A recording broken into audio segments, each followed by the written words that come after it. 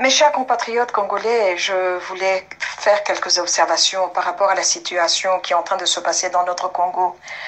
J'ai été très contente hier de voir les signatures de Genève et puis ce matin on se réveille et on voit que M. Félix Tshisekedi et M. Kamere se sont retirés. Qu'est-ce qui s'est passé en 24 heures? Quelle est la raison? Parce qu'on a vu la première vidéo, il n'y avait pas de revolver à leur tête pour leur faire signer les papiers. Mais ils ont signé et puis aujourd'hui ils changent d'avis. Et Monsieur Tshisekedi, vraiment, vous venez de faire une erreur. Parce que quand on regarde, je crois que vous avez l'habitude, vous avez pris l'habitude, comme votre père, d'être à l'aise dans le désordre, d'être à l'aise dans les marches de colère, les journées de ville morte et de ne pas travailler. Et alors là, vous êtes à l'aise, mais pourtant quand il faut travailler, retrousser les manches comme un homme, construire et bâtir, maintenant le problème se pose. Parce que je me rappelle, je suis assez vieille pour me rappeler de ce qui s'est passé à la conférence souveraine, quand votre père avait refusé la primature. Vous voulez de grandes choses, vous être donné sur un plateau en argent, mais il n'y a que dans le dictionnaire où le mot succès est avant le mot travail. Dans la vie, il faut travailler pour avoir le succès.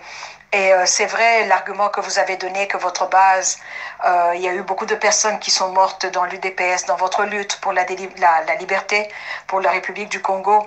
Je suis tout à fait d'accord avec toi, avec vous, excusez-moi, je ne vous connais pas, je vous vois.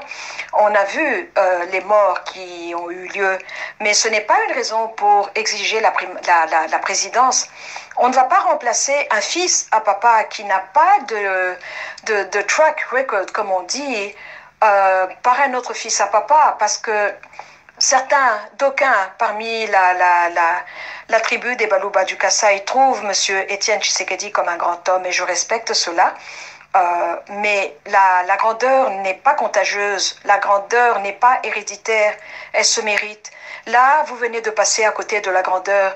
Ça aurait pu être une opportunité pour vous de vous faire une place, de devenir ministre dans le gouvernement de la coalition et de revenir dans 7 ans. Vous êtes encore jeune, vous avez l'avantage de l'âge. Vous auriez pu revenir dans 7 ans et repostuler pour ce poste-là. C'est une erreur de calcul, on vous a mal conseillé. Et c'est bien dommage. C'est bien dommage parce que là, vous venez de démontrer qu'un Moulouba, membre de l'UDPS, ne peut pas s'asseoir, on ne peut pas conjuguer avec vous, on ne peut pas vous faire confiance dans une alliance parce que vous allez partir.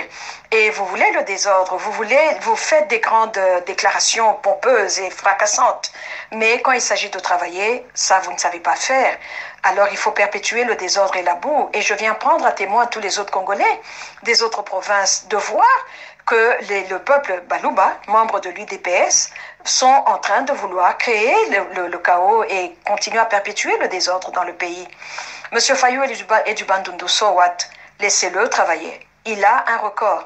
Il a un résumé que vous n'avez pas. Vous avez le temps de revenir et de vous faire une autre place. Et quant à Monsieur Kamere, ce n'est pas étonnant. Il y a eu beaucoup de caricatures où on vous appelait Caraméon ou quelque chose comme ça.